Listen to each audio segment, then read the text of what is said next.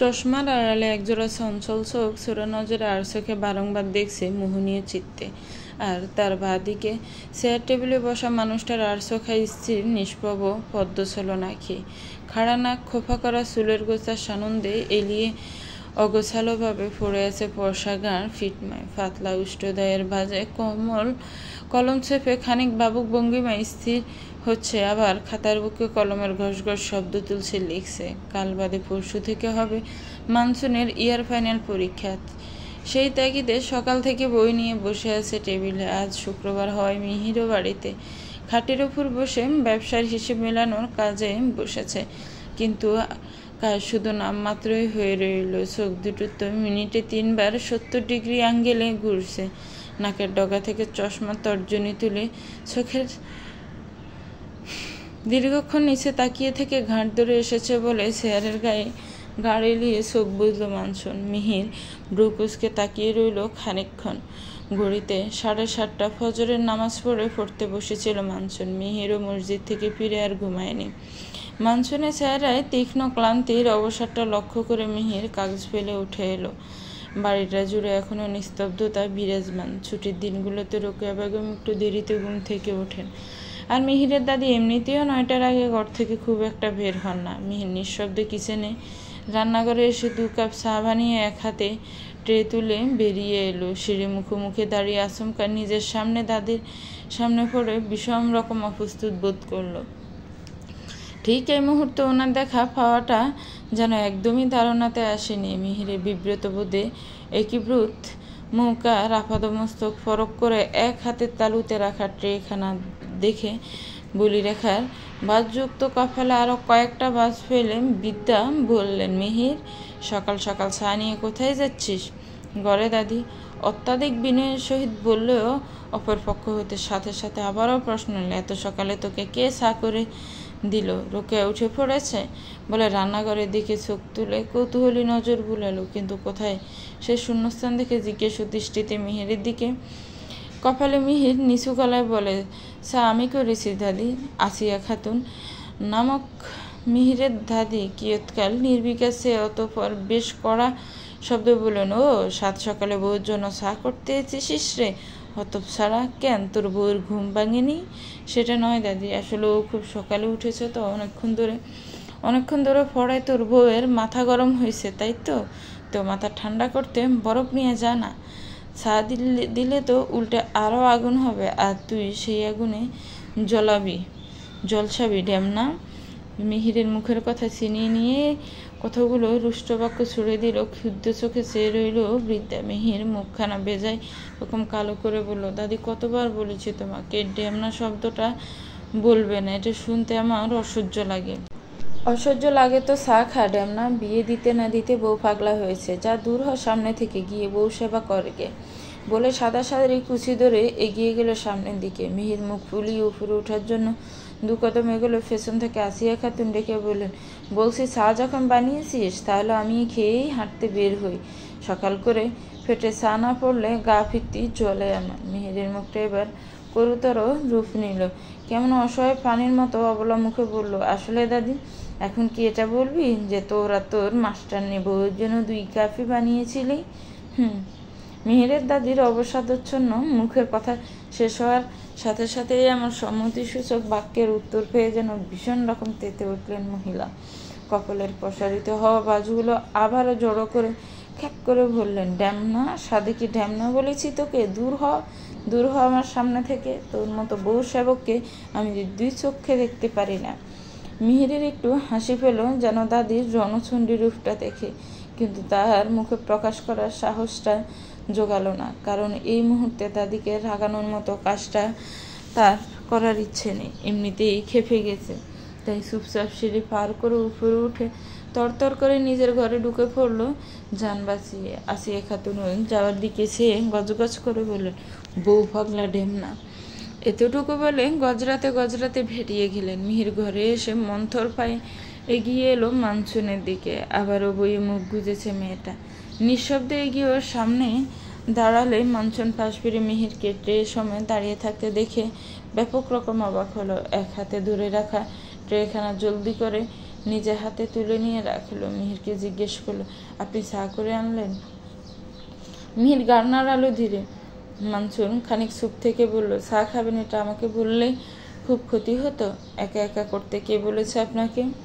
অনেকক্ষণ ধরে ফুরছিলেন, ভাবলাম মাথা ধরেছে হয়তো। না খেলে সমস্যা নেই, আমি নিয়ে যাচ্ছি বলে এক হাতে গুলে মানসুন হাতের কবজিটা ধরে কড়া গলায় বলল, বলেছি আপনাকে আমি খাবো না, নিচ্ছেন কেন? মিহি চুপ করে সরে গেল। ও তো ভালোর জন্যই চা বানাতে গেছিল, এখন একের পর এক সবাই ওকে ধমকাচ্ছে। মনে মনে একটু রুষ্ট হলো যেন। এগিয়ে এসে খাটের উপর বসে কাগজগুলো গোছাতে লাগলো। মিহির স্তব্ধ, মুখখানা বাঁকা চোখে ফরক করে এগিয়ে এলো মানসুন। ছায়ের একটা কাপ এগিয়ে বলল, ধরুন। মেয়ের চশমার পড়া চোখটা বড় বড় করে তাকালে মানসুন ওর হাতে কাপটা ধরিয়ে বলল, এনেছেন তো দুটো, আমি একা খাবো নাকি? বলে নিজে মিহিরের হাত থেকে কাগজগুলো সরিয়ে সবটা গুছিয়ে সরিয়ে রেখে কাছাকাছি বসলো। ছায়ের কাপে দুবার চুমুক দিয়ে কেমন কৌতূহলী চোখে তাকালো পাশে বসা লোকটার দিকে। মিহির একটু স্বাভাবিক বোধ করলেও মানসুনের এমন অদ্ভুত চাহনিতে বিব্রত হলো। আড়ষ্টভাবে নিয়ে বলল, কি চিনি কি ছাই দিয়েছেন নাকি নিজের শরীরে? মানসুনের কথাটি শুনে নিজের দিকে তাকালো এবার। গায়ে সবুজ রঙের টি শার্ট, হাতের দিকে চিনির ছোট দানাগুলো লেগে আছে। কাপটা দ্রুত নামিয়ে রেখে বাঁ হাত ঝাড়তে ঝাড়তে বলল, আসলে এক হাত দিয়ে চিনির কোটা খুলতে গিয়ে ছিটকে গেছিল, তখন লেগেছে বোধ হয়, খেয়াল করিনি। মানসুন ফিক করে হেসে দিল। মিহির ঘাড় তুলে চকিত নজরে তাকালো মানসুনের দিকে, যেন চশমার গ্লাস ভেদ করে এক বিস্মিত নজরটা বেরিয়ে আসবে। মানসুন এ বাড়িতে আসা এতগুলো দিনে এর আগে এভাবে হেসেছে কিনা তা মনে করতে পারল না। মানসুন এবার হাসে থামিয়ে বলল, এভাবে তাকানোর কি আছে? আমি কি হাসতেও পারবো না? মিহির নিরুত্তর নিজের চোখ দুটো সরিয়ে নিল। মিহিরকে অতিমাত্রায় প্রবৃত্তিত হতবিহম্বল করে দিয়ে মানসুন এগিয়ে এসে আরও কাছাকাছি বসল। নিজের ওনার আঁচল তুলে মিহিরের গলা মুখে লেগে থাকা চিনির কণাগুলো মুছে সরিয়ে দিতে দিতে বলল, একা একা রান্নাঘরে যাবার দরকার নেই, যা লাগবে আমায় বলবেন। আপনি বোবা হতে পারেন, আমি কানে কালা নই। মিহির নিশ্চুপ নিরুত্তর রইলে মানসুন আবারও বলে, সারা গায়ে তো চিনি মাখিয়েছেন, গোসল করে নেবেন, না তো পিঁপড়ে আপনাকেই খেয়ে ফেলবে বলে আবারও হেসে ফেলল। সরে গিয়ে নিজের কাপের চা শেষ করে উঠে টেবিলে বসলো। আরও কিছুক্ষণ পড়ার পরে ঠিক 8:30টার দিকে ঘর থেকে বেরোলো। রোকেয়া বেগম একটু আগে উঠেছেন। মানসুন রুহি আর রোহানকে ডেকে তুলে ফ্রেশ করিয়ে আনলো। দুজনের জন্য স্যান্ডউইচ বানিয়ে এনে দিল। ওরা খাওয়া শেষ হতেই মিহির নামে দুজনকে নিয়ে হাঁটতে বেরোলো। মিহিরের এই স্বভাবটা মানসুনের খুব পছন্দের। রোজ নিয়ম করে ফজরের নামাজ পড়ে নিজের কাজগুলো সেরে বাচ্চা দুটোকে নিয়ে হাঁটতে বের হয়। শুক্রবার একটু দেরিতে বের হলেও মিস করে না। রুহি ছোট বলে খুব সহজেই ওকে বা কাঁধে তুলে নেয়, আর রোহান পকেটে গুঁজা হাতটা ধরে কত আনন্দে ঘুরে বেড়ায়। মানসুন মাঝে মধ্যেই ভাবে, কত সানন্দে দুটো বাচ্চা নিজের চাচাকে বাবা বলে সম্বোধন করে ভিড়ে উঠছে তার হাত ধরে, আর মিহিরও নিজের সন্তানের পরিচয় গড়ে তুলছে। খেতে বসলে নিজের বাঁ হাত করে খাবার তোলা চামচে দুজনের গালে খাবার তুলে দেয়, তবুও এক চুল অভিযোগ রাখতে দেয় না। আবার বাচ্চাটাও কেমন মিহিরের নিষ্পাম হাতটা ধরে হেঁটে বেড়ে উঠেছে, একবারও অভিযোগ তুলে না, বাবা তুমি রুহিকেই কোলে নাও, আমায় নাও না কেন? মানসুন ভারী অবাক হয়, যেখানে কে সময় অন্যের গাড়ে পা রেখে মানুষ উপরে ওঠার রাস্তা খুঁজে নেয়, মানুষ বেঁচে থাকলেও তার কদর না করে স্বার্থপরের মতো এড়িয়ে দেয়, সেখানে নিজের অসুবিধাকে অগ্রাহ্য করে লোকটা কিভাবে ভাইয়ের ঋণ বাবা হয়ে শোধ করছে। মানসুন একটা ব্যাপার খুব স্পষ্টভাবে বুঝতে পারে যে ফেলে ফুসে বুকে ধরে বড় করা বাবা মাকে বৃদ্ধাশ্রমে রেখে আসার মতো অমানুষও যেমন আমাদের সমাজে আছে, তেমনি ভাইয়ের অবদানকে কখনো না ভুলে তার প্রতিদান স্বরূপ এতটা প্রতিদান দেওয়ার মানুষও আছে। দুপুরে জুম্মার নামাজের পর রোহানকে নিয়ে মসজিদ থেকে ফিরেছে মিহির। ওকে নিচে রুহির সাথে রেখে উপরে উঠে এলো। হন্ততন্ত হয়ে দরজাটা খুললো, আচমকা প্রস্তুত হয়ে গেল। মার টুপিটায় হাতটা দ্রুত গতিতে বাড়ালেও খুব রোমান্থক গতিতে হাতটা নামিয়ে আনলো। কি কর্তব্য বিমূঢ় হয়ে সামনে চেয়ে রইল। মানসুন একবার ঘাড় ঘুরিয়ে তাকালো মিহিরের দিকে। চোখাচোখি হলো। মিহির নিজের চোখটা ফিরিয়ে নেয়, টুপিটা রেখে টেবিলের উপর থেকে ফোনটা পকেটে গুঁজে বের হওয়ার প্রস্তুতি নিল। চোখ দুটো কেমন অবাধ্যের মতো ফাঁস ফিরে চলে যাচ্ছে বেগুনি রঙের শাড়ি পরিহিতা শুভ্র রমণীর পানে। স্নিগ্ধ অপরূপ সৌন্দর্যে মহাবিষ্ট হচ্ছে মিহির নিমেষে। ও ধ্যানভঙ্গুর হলো ফোনের রিংটোনের শব্দে। মানসুন কুচি ছেড়ে ফোনটা তুলে কানে ধরে বলল, আসসালামু আলাইকুম আব্বু, কেমন আছো? ওপাশ থেকে সুবহান কবির খুব স্বাচ্ছন্দ্য উচ্ছ্বাসিত স্বরে বলল, ওয়ালাইকুম আসসালাম, আলহামদুলিল্লাহ ভালো আছি। মা, তুমি কেমন আছো? ভালো আছি আব্বু। আম্মু কোথায়? এই তো পাশে। বেশ কিছুক্ষণ বাবার সাথে কথা বলল মানসুন। বিয়ের পর দিন স্বাভাবিকভাবে বাপের বাড়িতে যাওয়ার নিয়ম থাকলেও মানসুনের যাওয়া হয়ে ওঠেনি। দূরত্বটা বেশ খানিক। কেবল মিহিরের বাড়ি থেকেও কিছু দিন পর যেতে বলেছিল। সবটা সেরে উঠতেই আবার পরীক্ষার ডেট দিয়ে দিল। এখন থেকে মানসুনের ভার্সিটি কাছাকাছি হওয়ায় বেশ সুবিধা হয়, তাই পরীক্ষাটা শেষ করে যাবে বলে জানালো। ফোনটা রেখে আবারও শাড়ির কুচিতে হাত দিল। চোখ মুখ বিরক্তিতে কুচকে রেখেছে মানসুন। ঠিক এই কারণেই শানি নামক ঝামেলাযুক্ত বস্তুটাও ওর কম পছন্দ। কুচির বাজগুলো কোনোভাবেই ঠিক করতে পারেনি। মানসুনের চরম বিরক্তিতে মুহূর্তে দক্ষিণা বাতাসের ন্যায় শীতল করে দিয়ে মিহির এসে হাঁটু গেড়ে বসল। বাঁ হাতের আঙ্গুল শাড়ির কুচিগুলো টান করে সাজিয়ে দিল। অবশেষে যেন শান্তি মিলল মানসুনের খুঁতখুঁতে মনটায়। গাল প্রসারিত হলো কিঞ্চিত, তবে মিহিরকে ধন্যবাদ দেওয়ার আগেও ক্ষীণ সেরে বলল, শাড়ি পরেছেন যে? এমনি। মিহির আর কথা বাড়ালো না, চুপচাপ ঘর থেকে বেরিয়ে গেল। নিচে নামলো। আসিয়া খাতুনের মুখোমুখি হলো। ব্রু কুচকে এলো তার দৃষ্টি দেখে। সকালের ঘটনার পর থেকে আর দাদির মুখোমুখি হতে হয়নি, কিন্তু এখন বৃদ্ধের চোখ মুখ দেখে আবারও অস্বস্তির জেগে তুলল। তবে এড়িয়ে যাওয়ার চেষ্টায় রোহান আর রুহির পাশে গিয়ে বসলে কানে এলো সেই কণ্ঠস্বরটা, কিরে বউ সেবক, বউ ছাড়াই খেতে চলে এলি? তোর বউ রাগ করবে না তো? ওখানে শুধু মিহির একা নয়, আজ ওর চাচাতো দুই বোন সিমি আর ভাই শিহাবও ছিল। ওরা আজ ছুটি পেয়ে ঘুরতে এসেছে। ওদের সামনে এহেন কথা বলায় খুব বেশি অস্বস্তিতে পড়ল মিহির। ও জানে ওর দাদি মানুষটা এমন, কিন্তু তা বলে ছোটদের সামনে বউ সেবক, সেটা আবার কাকে বলছো দাদি?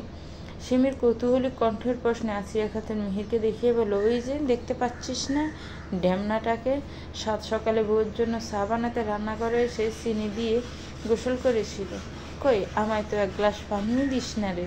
সকালের ঘটনার ড্রেস ধরে এখনও এরকম হেনস্থা করায় খুব বিরক্ত হলো মিহির। এখন নিজের কপাল নিজেরই চাপড়ানোর মতো ইচ্ছেটা মাথা ছাড়া দিচ্ছে। ততক্ষণে মানসুনও নেমে এসেছে। আসিয়া খাতুনের কথা শুনে বেশ স্পষ্টভাবে কানে বিঁধেছে ওর। দাদির কথার প্রত্যুত্তর করতে চাইলেও মানসুনকে দেখে মুখখানা শুকিয়ে এলো মিহিরের। মনে মনে বলল, এই খোঁটাটা যদি রাগী ম্যাডামকে দেয় তাহলে আজ আমায় ভস্ম করে দেবে।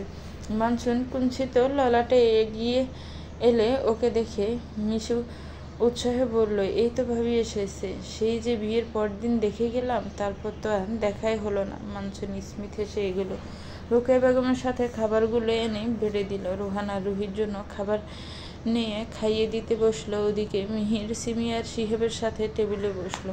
ঠিক তখনই আসিয়া খাতুন আবারও নিজের কথার তুবড়ি ছুড়িয়ে বললেন, বউকে ছাড়া খেতে বসলি কেন মিহির? বউকে ছাড়া চা খাস না, ভাত খেতে বসেছিস কেন? তুই না বউ পাগলা? মিহির খাবারের চামচটা মুখে তুললেও হাত দিয়ে কামড়া ধরল।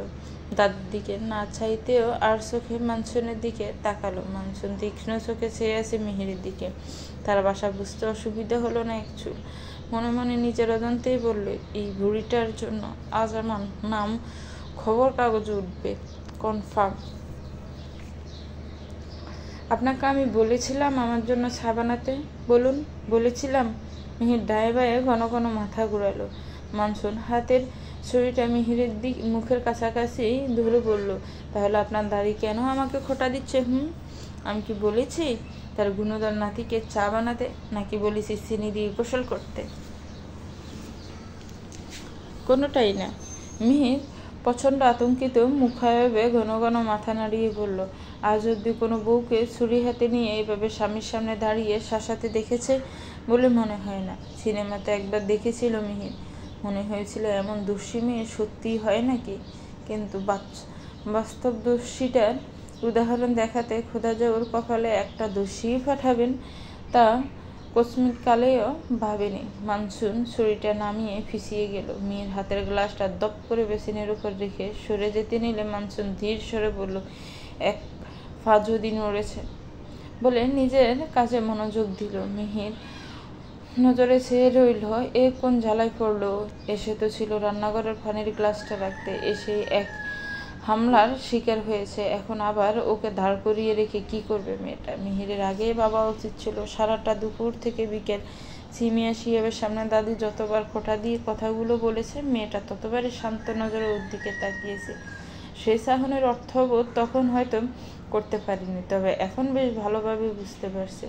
মানসুন ছুরিটা হাত থেকে নামিয়ে একটা প্লেট আর ফ্রক এনে মিহিরের সামনে ধরে বলল, ধরুন। মিহির বাধ্য ছেলেটির মতো থালটা হাতে নিলে মানসুন আবারও শাসানিত ভঙ্গিতে বলল, একটা টুকরো যদি অবশিষ্ট থাকে, মিস্টার মিহির আফসার, আপনাকে আমি অবশিষ্ট রাখব না।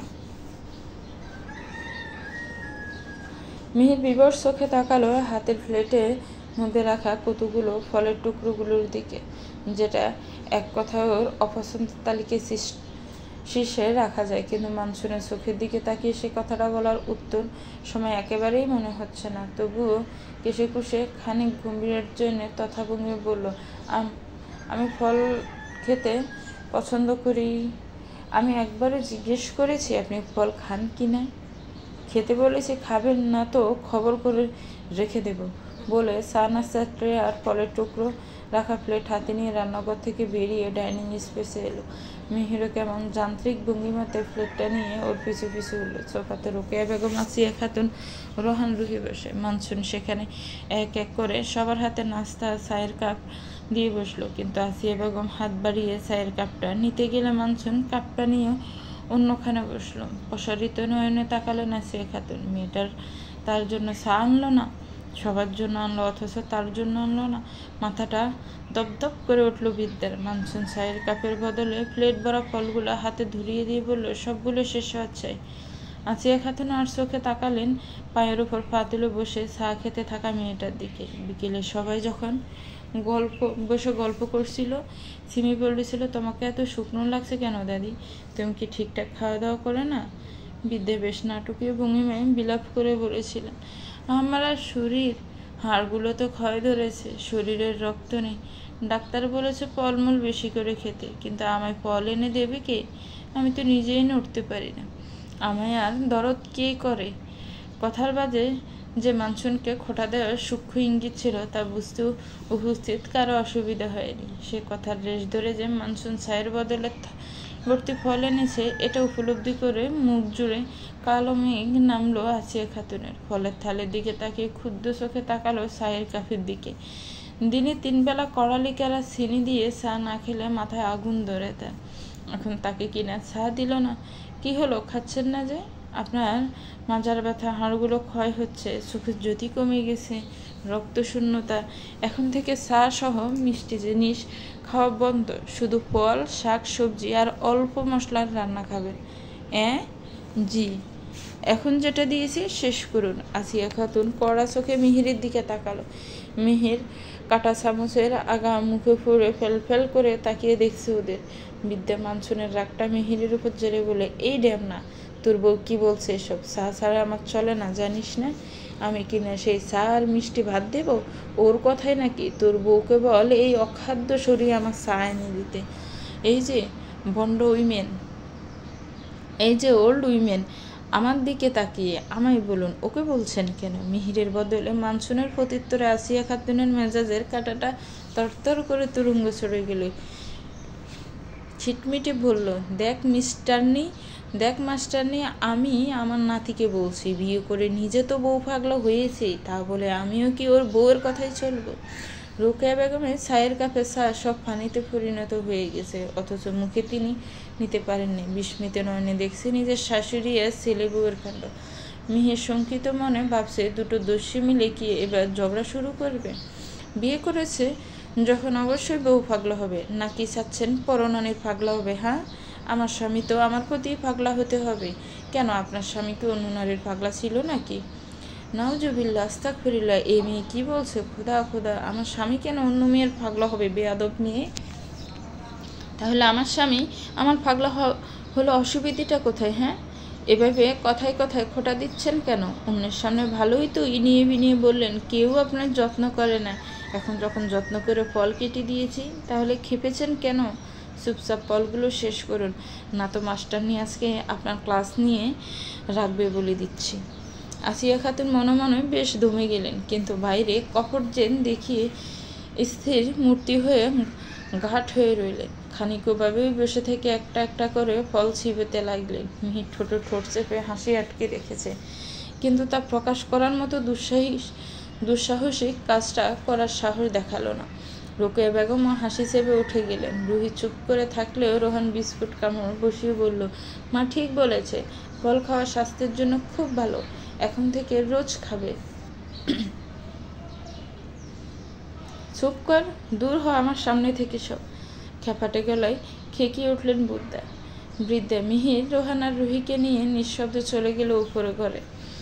বৃদ্ধা কর্কশ মুখাভাবে তীব্র বিষাদ নিয়ে ফলগুলো চিবাচ্ছেন আর চোখে মানসুনের দিকে তাকাচ্ছেন। মানসুন ততক্ষণ অব্দি ঘাট হয়ে বসে রইল, যতক্ষণ না শেষ হয়। অবশেষে থালটা হাতে নিয়ে বলল, এখন থেকে ঠিক 2 ঘন্টা পর পর ভাত খাবেন।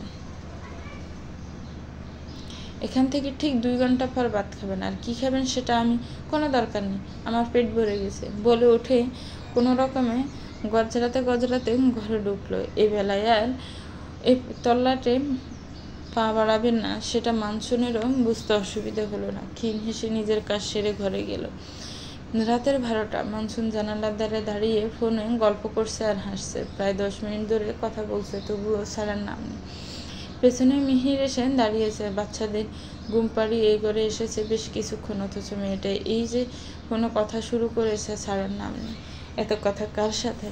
তাও আবার এত রাত করে। মিহিরের মনে মনে কেমন একটা অস্বস্তি আর অসন্তুষ্টি কাজ করলো। ড্রয়ার থেকে একটা টি শার্ট বের করে পাঞ্জাবি চেঞ্জ হয়ে টি শার্ট পরে চোখে মুখে পানি দিয়ে এলো। 12:30 বেজে গেল, অথচ মানসুন এখনো কথা বলেই যাচ্ছে। এবার রাগও হলো খানিক মিহিরের। এত রাতে মানসুন কার সাথে এত সুন্দর করে কথা বলছে তা জানার তীব্র ইচ্ছে হলো। একটু এগিয়ে গেলে কানে এলো মানসুনের কণ্ঠ, আরে যা, ওসব কিছুই না, তার সাথে আমার সম্পর্কটা একেবারে ফরমাল, ওই টাইপ কিছুই না। এটুকু শোনো হৃদয়ে ব্যাপক কুঞ্চয় ঘটল। এরকম ব্যক্তিগত ব্যাপারগুলো ওদের আলোচনার বিষয়বস্তু ভাবতেই কেমন একটা রুষ্টতা কাজ করলো, সাথে আগ্রহ। খানিক পরে আবারও কানে এলো মানসুনের তাচ্ছিল্য ভরা স্বর, রোমান্টিক? আর এই লোক, দেখ, ছাড়ো তো আজ এটা টপিক, তোমার অবস্থা বলো, অনেক দিন দেখা হয় না। মিহিরের চোখ মুখ শক্ত হয়ে এলো। দ্রুত ভাইয়ে সরে এসে বিছানায় বসলো। এ ধরনের কথাও মেয়েটা বলছে? কার সাথে বলছে এসব কথার দাস শুনে তো মনে হলে নিশ্চয়ই কোনো ছেলে। ক্ষুদ্র মেজাজে বিছানায় আতশোয়া চশমাটা খুলে হয়ে বা হাতখানা চোখের উপর রেখে চুপ করে পড়ে রইল। মানসুন এলো আরো 5 মিনিট পরে। শোবার প্রস্তুতি নিয়ে বিছানাতে বসে মিহিরের দিকে এক পলক তাকালো। খানিক পরে বলল, আপনার ওষুধগুলো খেয়েছেন? মিহির জবাব দিল না। মানসুন কিছুক্ষণ তাকিয়ে থেকে ললাটে ভাঁজ পড়ল। মিহিরকে দেখে বোঝা যাচ্ছে না আদৌ ঘুমাচ্ছে কিনা, কিন্তু কথার জবাব না দেওয়াতে বেশ অবাক হলো। কিন্তু নিজেও আর কোনো আগ্রহ না দেখিয়ে বালিশে মাথা রাখতেই কানে এলো থমথমে গলা, খাওয়ার সময় নিচে গেলেন না কেন? মানসুন ঘাড় ঘুরিয়ে একবার পেছনে তাকালো। মিহিরের অবস্থানের পরিবর্তন একই দেখে আবারও মুখ ফিরিয়ে নিয়ে বলল, ঘুমাননি যখন আমার প্রশ্নের উত্তর দিলেন না কেন? আপনি আমার প্রশ্নের উত্তর দিয়েছেন? মিহিরের কণ্ঠস্বর বেশ শক্ত ঠেকল। মানসুন অবাক হয়ে বলল, আপনি রেগে আছেন? একদমই না। এত রাতে কার সাথে এত কথা আপনার? মানসুন আর চোখে তাকালো। ব্রুকুসকে হেয়ালি করে বলল, ফ্রেন্ড? এত রাতে? তাও আবার হাজব্যান্ড ওয়াইফের পার্সোনাল বিষয় নিয়ে কথা? মানসুন উঠে বসলো। এক হাত বাড়িয়ে ঘরের লাইট জেলে বলল, আপনি কান পেতেছিলেন? মিহির এই পর্যায়ে চোখ থেকে হাত নামালো। মানসুনের চোখে তাকিয়ে বলল, ঘরটা আমারও, তাই আমি যখন তখন আসতে পারি। আপনি যখন আমার ঘরে দাঁড়িয়ে কথা বলছিলেন, তাহলে আমার কানে আসা অস্বাভাবিক কিছু নয়।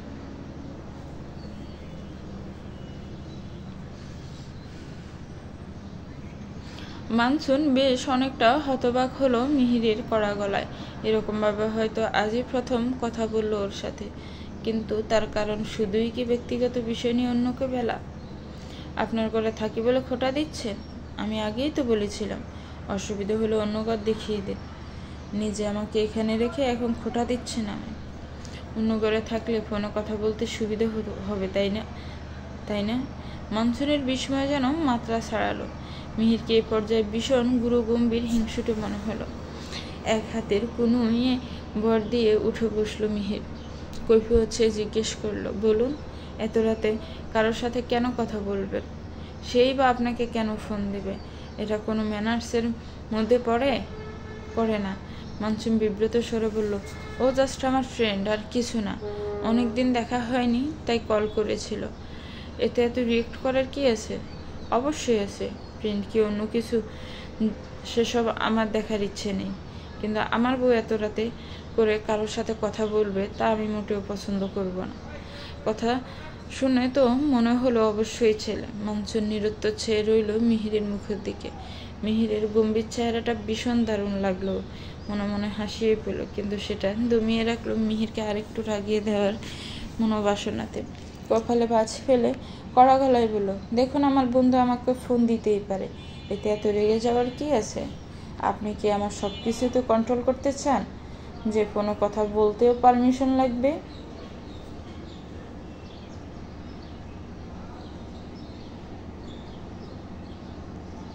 আমি কিচ্ছু কন্ট্রোল করতে চাই না মানসুন, কিন্তু একটা কথা শুনে রাখুন, আপনার আমাকে পছন্দ নাই হতে পারে, কিন্তু তা বলে আমার বউ হয়ে থেকে অন্য ছেলের সাথে এত কথা বললে আমার একেবারেই ভালো লাগবে না।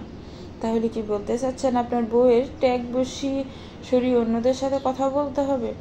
মিহির কিয়ৎকাল নির্বিকে চেয়ে রইল মানসুনের মুখের দিকে, অতঃপর মুখটা ফিরিয়ে নিয়ে বলল, হয়তো।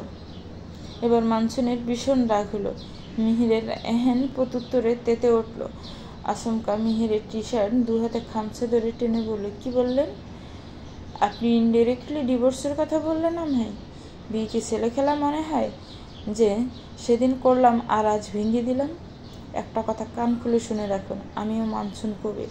আমার সাথে বেশি মক্কর চক্কর করলে একদম খবর করে রেখে দেব। আচমকায় মানসুনের রক্তিম চোখ আর উচ্চস্বরে মিহির বিব্রত হলো। এতটা রেগে গেল মেয়েটা, তবু নির্লিপ্ত ভাব বজায় রেখে বলল, শার্ট ছাড়ুন। মানসুন মাঝামাঝি দূরত্ব একেবারে কমিয়ে এগিয়ে এলো, আরও দ্বিগুণ শক্ত করে চেপে ধরল জেদ দেখিয়ে। থমথমে গলায় বলল, ছাড়বো না। ছাড়ুন। না ছাড়লে কি করবে? মিহির প্রসারিত নয়নে তাকালো মানসুনের দিকে। রাগে কম্পিত মানসুনের পশা মুখটার নাকের ডগা ঠোঁট লালাম হয়ে গেছে। ছাউনি থেকে ঠোঁট দুটোও সমান তালে কাঁপছে। আচমকা কোনো বেপরোয়া জোয়ার এলো, তার ব্যাখ্যা হয়তো ওর জানা নেই, কিন্তু সেই জোয়ারে নিজেকে বাসিয়ে চূড়ান্ত ভয়ঙ্কর কাণ্ডটা করে বসলো। বাঁ হাতটা মানসুনের গাড়ের পেছনে দিয়ে বিদ্যাঙ্গুলি চেপে ধরল। সোয়াল টকটকের ঠোঁট দুটো ভীষণ অপ্রত্যাশিতভাবে কামড় বসিয়ে দিল। মুহূর্তের মাঝেই মানসুনের হাতের দৃষ্টটা আলগা করে নেতিয়ে গেল, যেন স্বামী নামক মানুষটার আড়ষ্ট জড়ত্ব ভরা যে রূপটা এতদিনে অভ্যস্ত হয়েছে, তার ঠিক বিপরীত রূপটা সামাল দেওয়ার পূর্ব প্রস্তুতি ছাড়া এহেন স্পর্শ শিউলি ফুলে নিল। দু হাতে খামছে ধরল বুকের কাছে সজোরে। মিহি যেন আজ অন্যরূপী, মাথাভর্তি জেদ আর মুখভর্তি তৃষ্ণা। মানসুনের অধরে ক্রমোজ্জ্বল দর্শন প্রখরতা হুট করে নরম ছোঁয়াতে পরিণত হলো। গাড়ের ছাপটা আরও দ্বিগুণ করে মানসুনকে নিজের সাথে লিপটে নিয়ে শুষে নিল সমস্ত অধরা মৃত। মানসুন মিহির দুটো মানুষের সত্তাটা যেন আচমকা একই উন্মাদে আশ্রয় পড়ল, চোখ বুজে মিশে রইল, লিপটে রইল। সময়টা কাঠফাটা রোদের নয়, তবে রোদের তাপে চোখ মেলে তাকানো দায় হয়ে পড়েছে। মানসুন হাতের ফাইলটা উছিয়ে কপালের কাছে ঠেকিয়ে পরীক্ষা সেন্টার থেকে বেরিয়ে এলে তীব্র রোদের তাপের জন্য একটা শীতল প্রশান্তির শ্বাস নির্গত হলো। আপাতমস্তক কয়েকদিনের জন্য চিন্তামুক্ত, মাসখানেকের চেয়েও বেশি সময় শেষে পরীক্ষা নামক দীর্ঘ পরীক্ষাটা শেষ হলো। গা বাঁচিয়ে কোনো রকমের ঠেলে ঠুলে বড় ভিড় থেকে বেরিয়ে এলো মানসুন। রাস্তার ধারে রিকশার জন্য দাঁড়ালেও সামনে উপস্থিত মানুষটাকে দেখে স্থির নেত্রে তাকালো। সে সাহনের মেয়াদ একেবারেই ক্ষীণ। অতঃপর মুখাবয়ে কাঠিন্য চেপে এগোতে লাগলে ছাতা হাতে মানুষটা এসে পাশে দাঁড়ালো। মানসুনের মাথার উপর ছাতাটা ধরে নিঃশব্দে রাস্তা পার হলো সাথে মানসুন। আপাতত যে জ্যামটা লেগেছে তাতে এখানে যানবাহনের জন্য অপেক্ষা করাটা বোকামি, তাই কোনোরূপ বাক্যহীনেই দুজন ফুটপাত ধরে হাঁটতে লাগলো। চলার পথে বার কয়েক আর চোখে তাকালো মানসুন। বাসন্তী রঙের একটা শার্ট গায়ে জড়িয়ে আছে মিহির। চিকন ফ্রেমে চশমাটার আড়ালের চোখ দুটো সর্বদা সর্দার সরল সাহনের সামনে স্থির। পকেটে গোজা ডান হাত আর বাঁ হাতখানায় চেপে রাখা ছাতার হ্যান্ডেল। মানসুন হাতটা বাড়িয়ে ছাতাটা নিজের হাতে নিল। মিহির তৎক্ষণাৎ গাড়ি ঘুরিয়ে তাকাল নিজের পাশাপাশি হাঁটতে থাকা কান সমান উচ্চতার মেয়েটার দিকে। প্রত্যুত্তরে ফলটা সাহনে মিলালো না। অবসন্ন মন আরও কুঞ্চিত হলো। সেদিনের করা ভুলটার জন্যই হয়তো আজ এমনটা। এহেন চিন্তাভাবনা খুব ধীরভাবে আসন গিয়ে নিল মস্তিষ্কে। সেদিন জোকের বশে করা ভুলটার জন্য মানসুনের কাছে ক্ষমা চেয়েছে একাধিকবার। মিহির নিতান্তই সহজ সরল মন মস্তিষ্কের মানুষ। সম্পর্কে ভেরিবাদে ঝরানোর পূর্ব প্রস্তুতি বা মানসিকতা স্থির কর আগেই ফলস্বরূপ এই বিয়ে। শুরুতে মানসুনকে নিয়ে যথেষ্ট দ্বিধা চিন্তায় ছিল। যেখানে একজন স্বাধীনচেতী শিক্ষিত সুন্দরী মেয়ে, তার ক্ষেত্রে এমন একটা সংসার আগাছাযুক্ত লাগাটা অস্বাভাবিক নয়। কিন্তু মানসুনের ব্যবহার আচরণ আর মানসিকতার প্রকাশ কমে এসে দুশ্চিন্তা বাট্টা ভেঙেছে। মিহির অবিলম্বে উপলব্ধি করে যে মানসুর শুধু শিক্ষিত নয় বরং সুশিক্ষিত। তবে নিজেকে দাম্পত্য জীবন নামক সম্পর্কটা এখনও ব্যাপক জড়তা মিহিরের। মানসুনের বাড়িতে এসে থেকে ওকে সর্বদা সম্মান, শ্রদ্ধা আর বিনয়ী আচরণ পেশ করেছে মিহির। কিন্তু এতদিনের সেই নিয়ম আর নিয়ন্ত্রণের ভারটা সেদিন এইভাবে ভেঙে যাবে তা কল্পনাতেও আসেনি। মেয়েটা একেবারে চুপচাপ হয়ে গেছে। এই পরীক্ষার পুরো মাস জুড়ে হুঁ-হাঁ শব্দ ছাড়া দুটো কথা ওদের মাঝে হয়নি। অমন পুরুষ হতে চায় না যে তার উগ্র চাহিদা দেখে স্ত্রী নামক মানুষটার কোমলতি মনে আঁচড় কাটবে। এমন সব বিজয়ী বিষণ্ণ চিন্তাভাবনা বোধ হয়ে কখন রিকশাটা বাড়িয়ে এলো, সামনে পৌঁছালো তা ঠাউর করতে পারল না মিহি। পাশের জায়গাটা শূন্য হওয়ার আভাস পেয়ে ঘুরে তাকালে সুখচিত হয়ে রিকশা থেকে নেমে বাড়া শুকিয়ে বাড়িতে ঢোকে। তারপর খুব স্বাভাবিক নিয়মে গোসল, দুপুরে খাওয়া শেষ হয়। বিকেল গড়ায় সন্ধ্যায় ডাইনিংয়ে বসে মা দাদির সাথে গল্প করছিল মিহির। বাচ্চাদের হইচই শুনে ফিরে তাকায়। রুহি মানসুনের কোলে ওর গলা জড়িয়ে আছে আর রুহান ওর হাত ধরে কথা বলতে বলতে নিচে নামছে। এরকম একটা দৃশ্যে নিজেদের অজান্তে মুচকি হাসি ফুটে ওঠে তিনটে মুখে। মানসুনের সাথে বাচ্চাদের সম্পর্ক দিনকে দিন আরও গভীর হচ্ছে। মানসুনকে শুরুতে অপছন্দ করা রুহিটা এখন মা বলতে পাগল। হয়তো এটাই মায়ের মমতা। তোমরা এখানে বসো, আমি জট করে যাব আর পট করে নাস্তা বানিয়ে আনবো বলে রুহির গেলে ছোট্ট চুমু দিয়ে সোফায় বসিয়ে দিল। রোকেয়া বেগম কোলের ওপর বিছানা নকশি কাঁথায় সুচটা বিধিয়ে তা এক পাশে রাখতে রাখতে বলল, তুমি বসো ওদের সাথে, আমি করে আনছি। থাক মা, হেতুগুলি কিন্তু আপনিই সবটা করেছেন, আজ আমি করব। আর আমার ছানাপোনা দুটো আজ আমার হাতের পাস্তা খেতে চেয়েছে তো বলে মুচকি হেসে রান্নাঘরের দিকে গেল। আসিয়া খাতুন নিরস মুখে চেয়ে রইলেন সেদিকে। ফোঁস করে দম ছেড়ে বললেন, মাস্টারনি গেছে, আজ তাহলে আমার চা খাওয়া হারাম বলে মুখটা বেজায় রকম কুচকালেন। আঙ্গুলের বাজে আটকানো তসবিগুলো মেজাজের খাটায় সাথে পাল্লা দিয়ে দ্রুত চলতে শুরু করলো। গান দুলাতে দুলাতে বললেন, তোর এই বউটার মনে কি কোনো রকম নেই মিহির? দস্যিপনা খাটাতে আর কাউকে পায় না বলে মুখটা ফিরিয়ে নিল। এতদিন মানসুনের পরীক্ষা থাকায় সন্ধেবেলা করেও আর গোটা করে নিচে বসে নাস্তা করতো না, তাই মনের সুখে বুড়ে চা নিয়েছে চিনি দিয়ে। আসিয়া খাতুনের সোরা নজরে ছায়ের দিকে বারংবার তাকাতে দেখে মানসুন কড়া শব্দে বলল, এই যে বুড়ি, খুব তো রসিয়ে রসিয়ে ইচ্ছে মতো চিনি গুটে চা খেয়েছো এতদিন, আজকে তোমার কপালে আর তা জুটবে না। কি বেয়াদব এই মাস্টার নেই, আমার বাড়ি, আমার চা, আমার মুখ, আমি খেলে তোর সমস্যাটা কোথায়? অবশ্যই সমস্যা, সেদিন যে সুগার বাড়িয়ে বিছানায় পড়েছিলে, ডাক্তার তো আমার স্বামীটা আনলো, টাকাও আমার স্বামীকেই দিতে হলো। আসিয়া খাতুন বড় বড় চোখ করে রোকেয়া বেগমের দিকে তাকিয়ে বললেন, দেখেছ রোকেয়া, দেখেছ, এই মেয়ে এখনই টাকার ফোঁটা দিচ্ছে, আর কদিন পর তো বাড়িতে থাকার ফোঁটাটাও দিবে। কি মেয়ে আনলো রে বাবা, আমি তো বিয়ের পরের দিনই বুঝেছি এই মেয়ে দানি লঙ্কা। মানসুন আর চোখে কড়া নজরে তাকালো। একটা চায়ের কাপ হাতে নিয়ে তাতে প্যাকেট ছিঁড়ে পাউডার গুলে আসিয়া খাতুনের সামনে ধরে বলল, নাও, তোমার পানের স্বরকে গেল। আসিয়া খাতুন বিস্ফোরিত চোখে তাকালেন, যেন অষ্টম আশ্চর্য দেখে ফেলেছেন। আতঙ্কিত স্বরে বললেন, এই মিহির, তোর বউ দেখি দিনে দুপুরে আমাকে মেরে ফেলার ব্যবস্থা করছে। হায় খোদা, আমি জলজ্যান্ত মানুষটাকে সামনে বসে আছি, অথচ সবার সামনে ছাই বিষ মিশিয়ে আমাকে গিলতে বলছে। ও আল্লাহ, তুমি আমার কপালে খুন হওয়া রেখেছিলে। আসিয়া খাতুন উচ্চ স্বরে বিলাপ অত্যন্ত অপ্রস্তুত হলো মিহির। রোকেয়া বেগম পরিস্থিতি সামাল দিতে বললেন, মা চুপ করুন, লোকে শুনলে কি ভাববে? কি ভাববে মানে? এই মেয়ে আমাকে মেরে ফেলছে আর তুমি লোকের কথা বলছো?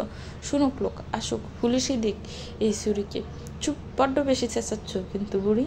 আমার মাথা গরম হয়ে গেলে খবর করে রেখে দেব। মানসুনের দমকে ফেল ফেল করে তাকিয়ে রইলেন আসিয়া। মানসুন প্লাস্টিকের বক্সটা হাতে তুলে আসিয়া খাতুনের চোখের সামনে ধরে বলল, এটাকে জিরোক্যাল বলে, অর্থাৎ তোমার মতো ডায়াবেটিসের রোগীদের চিনি এটা। এই চিনি খেলে সুগার বাড়বে না আর ক্ষতিও হবে না। আসিয়া খাতুন মন্থর গলায় বললেন, এটাই মেশালে চাই? জি। যেন প্রাণ ফিরে পেল উচ্ছ্বসিত গলায় চায়ের কাপটা হাতে নিয়ে বললেন, হ্যাঁ তো এটা আগে বললেই হয়। আমার এই ডর দেখানোর কারণটা কি ছিল? কপট দমক দিয়ে চায়ের কাপে চুমুক দিল। মানসুনের ক্ষিপ্ত দৃষ্টিকে অবজ্ঞা করে সকুচিত জিজ্ঞেস করলেন, এই চিনি খেতে তাহলে নিষেধ নেই? না দাদি, এটা তুমি খেতে পারো। জিরোকাল দিয়ে কোনো মিষ্টি জিনিস বানিয়ে খেলে তোমাকে আর বাধা দেবে না কেউ। মিহিরের উত্তরে আনন্দে উৎফুল্লিত বললেন, তাই নাকি? আলহামদুলিল্লাহ, আমার আরও আগে এটা দিলি না কে? বলে খুব আনন্দে চা গলাৎকরণ করতে থাকলেন। মানসুন ওপর কড়া মেজাজ দেখালেও ভেতর ভেতর খুশি হলো। জিনিসটা গতদিনেই এনেছিল, নেহাত ভুলে বসেছিল। মনে মনে ভাবলো, বুড়িটা হাসলে কিন্তু দারুণ দেখায়। রজনীর মুদ্রাবাগ সমস্ত কাজ মিটিয়ে যে সবার ঘরে ঢুকেছে। অনেক আগে মানসুন আজ আরামে ঘুম দেবে। বিয়ে ঝামেলায় যেহেতু পড়াশোনা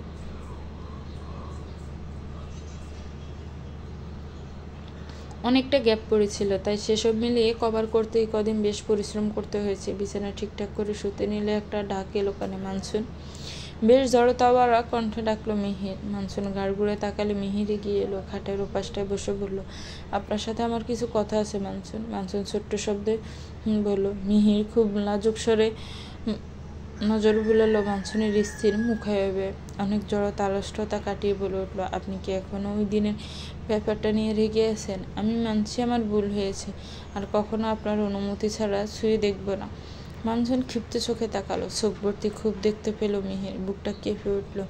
কোনো স্বামী তো চাইবে না তার স্ত্রী রেহেন ক্ষমতাক চাহনির কারণ হতে, তবুও ভুলটা মেনে নেয় ও। আর এমন ভুল করব না। তবুও আপনি স্বাভাবিক হন প্লিজ। কিসের স্বাভাবিক হওয়ার কথা বলছেন আপনি? মিহির আহত স্বরে বলল, আপনি ঠিকঠাক কথা বলেন না। একই ঘরে থাকি, অথচ পাড়া প্রতিবেশীরও আমাদের চেয়ে বেশি কথাবার্তা হয়। হ্যাঁ তো পাড়া প্রতিবেশীর থেকে বেশি কিছু তো নই আমরা। মানসুনের কথায় থমকালো মিহির। ক্ষীণ শব্দ বলল, মানে আর কি হবে? যে স্বামী তার স্ত্রীকে একবার ছুঁয়ে দিলে 100 বার ক্ষমা চায়, তাকে তো পাড়া প্রতিবেশী বলাও বেশি কিছু হবে। আপনি সম্পর্কটাকে সময় দিতে চেয়েছেন, নিজেকে গুটিয়ে রেখেছেন, আমি সবটা মেনেছি। কখনো কোনো অভিযোগ করিনি। নিজের দিকটা সবসময় দায়িত্ব পূরণ করার চেষ্টা করেছি। অথচ আপনি কিসের স্বামী যে কিনা তার বউয়ের সাথে বসে দুর্দ্বন্দ্ব কথা বলতেও পারে না, তার অভিযোগ অভিমান কোনোটাই বোঝে না? সেদিন একটা ইস্যু ক্রিয়েট হয়েছিল, একটা ভুল হয়েছে, তবে সেটা নিয়ে এতটা হাইপার হওয়ার কি ছিল মিহির আফসার? আপনার মতো আমিও অবাক হয়েছি, হতভম্ব হয়েছে। কিন্তু আপনি কি করলেন? সকাল হতেই গুটিয়ে গেলেন, ফর্মালিটিস মেনে সরি বলে সরে গেলেন। আমাকে এভাবে এড়িয়ে চললেন যেন আমার সামনে পড়লে মহাভারত অশুদ্ধ হয়ে যাবে। এতগুলো দিন গেল, অথচ আপনি নিজ থেকে স্বাভাবিক হওয়ার চেষ্টা করলেন না। সেখানে আমার কি বলার থাকতে পারে? বরং আপনি যে লক্ষ্য করেছেন যা আমাদের ঠিকঠাক কথা হয় না, এতেই আমি ধন্য। একদমই কথাগুলো বলল মানসুন। মিহির বিস্মিতের ন্যায় তাকিয়ে রইল। একটা শব্দ অব্দি উচ্চারণ করতে পারল না। এতদিন ভেবেছিল মানসুন হয়তো মনে মনে রাগ পুষে দূরে থাকতেছে, অথচ ওর ভেতরে যে এতটা অভিযোগ চাপা ছিল তার ছিটে ফোটা আভাস পায়নি ও। মানসুন টলমলে চোখ দুটো সরিয়ে ওপাশ ফিরে শুয়ে পড়ল। মিহির স্থবির চোখে তাকিয়ে দেখলো মানসুনকে। আর সত্যি মনে হচ্ছে ভীষণ ভুল করে ফেলেছে। অহেতুক বিষয় নিয়ে জড়তা না টেনে বরং নিঃচেষ্টায় সহজতর করা উচিত ছিল সম্পর্কটাকে। ঢোক গিলেও গলা ভিজিয়ে নিল। স্মিত স্বরে ডাকলো মানসুনকে। মানসুন, একটু উঠবেন? আমার ভুল হয়েছে, আমার আচরণে আপনি কষ্ট পেয়েছেন, আমি বুঝতে পারিনি। মানসুন ফিরল না। মিহির উঠে খাট থেকে নেমে ওপাশে এসে মানসুনের সামনে হাঁটু গেড়ে বসে বলল, আমি আপনার। মানসুন কথাটা সম্পূর্ণ করতে না দিয়ে তড়িত ওপাশ ফিরে পড়ল। মিহির উঠে এসে এবার খাটে বসে মানসুনের সামনাসামনি কথা বলতে নিলে মানসুর পুনরায় পাশ ফিরল। হতাশা মিশ্রিত দীর্ঘশ্বাস ছাড়ল মিহির। কুঞ্চিত মনে হাতটা বাড়ি মানসুনের কাঁধে রাখলে মানসুন এক ঝটকে সরিয়ে দিয়ে বলল, ধরবেন না, আমি নিজেই ছুঁয়ে পরে 100 বার সরি বলতে আসবেন। ওসব আমি শুনতে চাই না। আমি কে? আমি রাগ করলে আপনার কি? তুমি আমার বউ মানসুন। আর রাগ করো না প্লিজ, আমায় একটু বলতে দাও। কারো কথা শুনবো না আমি। আদিক্ষেতা করবেন না। আপনি করে বলুন আমায়। খবরদার। যদি তুমি বলেছেন, আমি কাল বাড়ি যাব। আপনার সাথে আর একদিনও থাকতে চাই না আমি। বলে দপ করে লাইটটা বন্ধ করে দিল। কাঁথা দিয়ে মাথা পর্যন্ত মুড়িয়ে শুয়ে রইল। নাইবা নিজে কিছু বলল আর না মিহিরকে বলতে দিল। মেয়ের আশাহত চোখে মানসুনের দিকে তাকিয়ে রইল। বড়সড় গাফিলতি করে ফেলেছে, এটুকু বুঝতে যেন খুব বেশি দেরি করে ফেলেছে। রাগছটা মেয়েটার অভিমান ভাঙানো খুব সহজ হবে না। সকালের নরম কমলা কিরণ চারিপাশে ছড়াতেই যথানিয়মে পরিবেশটা চাঞ্চল্যের সহিত দিনের শুরুটা করলো। 8টা বাজতে মানসুন নিজের ব্যাগপত্র গুছিয়ে রেডি হয়ে বেরোলো। টেবিলে মাত্রই নাস্তা গুছিয়ে রাখছেন রোকেয়া। সেই দিক থেকে দুপদাম শব্দ এলে সেদিকে তাকিয়ে বললেন, এত সকালে রেডি হয়েছে যে, এখনো বেরোবে নাকি? জি। রোকেয়া এবং খুব স্বাভাবিকভাবে নিজের কাজ এগোতে এগোতে বললেন, তা ভালো করেছ। বেলা হলো রোদে ছাড়নি করলে মাথা ব্যথা করবে। তা মিহির কোথায়? জানি না। রোকেয়া ব্রুকুসকে তাকালে মানসুনের আঙ্গুল ছাপতে ছাপতে বলল, আমি একাই বাড়ি যাব মা, কাউকে লাগবে না। সে কি একা যাবে মানে? বিয়ের পরে প্রথম যাচ্ছ বাপের বাড়ি। জামাই যাবে না গেলে কেমন দেখায়? ড্যামনাটা কোথায়? যাবে না কেন? খোরাতে খোরাতে এসে বললেন কথাগুলো আসিয়া খাতুন। সোফায় বসলে মানসুন বলল, আমি নিজেই একা যেতে চাই। মানসুনের কথায় হতবাক উপস্থিত দুজনে। মানসুনের মুখখানা দেখে বোঝা যাচ্ছে মেজাজটা তার একদমই ভালো নেই। আসিয়া হা করে ছেড়ে থেকে কিছু জিজ্ঞেস করার আগে সিঁড়ি দিয়ে মিহিরকে নামতে দেখে বলল, এই তো এসেছেই। কি রে ড্যামনা, তোর বউ খেপেছে কেন? কি বলেছিস তুই ওকে? মিহির নামতেই এমন প্রশ্নের মুখোমুখি হয়ে থমকালো। আমতা আমতা করে বলে, মানে তেমন কিছু না। তোতলানো বন্ধ করে সাপ সাপ বল, বউকে খেপিয়েছিস কেন? তোর হাবভাব শুধু দেখি নতুন বউয়ের মতো এসিপাই ওসিপাই ব্যাটকাই বেড়াস। বউকে নিয়ে একটু সময় কাটায়, একটু বাইরে যেতেও দেখি। এখন বউটারা বাপের বাড়ি যাবে, তাও একা। তোর কি মুখ দেখার জন্য রেখেছে? মীর হা করে তাকিয়ে সকাল সকাল দাল দিয়ে এমন মানসুনের সাইড নেওয়াটা খুব বিস্ময়কর। না হলেও হতবাক হলো। এমন উত্তর দেবার মতো কিছু নেই তো। যা হয়েছে সেটা তোমাদের ব্যাপার। এখন এসে খেতে বসো। বউকে একা কোথাও ছাড়া যাবে না। পদগাটা ভালো না এখনকার। তোমার কাজ বাগারে যাক। মিহির ভীষণ মুখে এগিয়ে এলো। রোকেয়া মানসুনকে কী সব বুঝিয়ে সুজিয়ে টেবিলে এনে বসালো। খাওয়া শেষ করে বের হওয়ার সময় মানসুন অসংখ্যবার রাগে চোখ রাঙানি দিলেও শাশুড়ির সামনে কিছু বলতে পারেনি। আর এই সুযোগের সদ্ব্যবহার করে মিহির সুর করে বেরিয়ে এলো।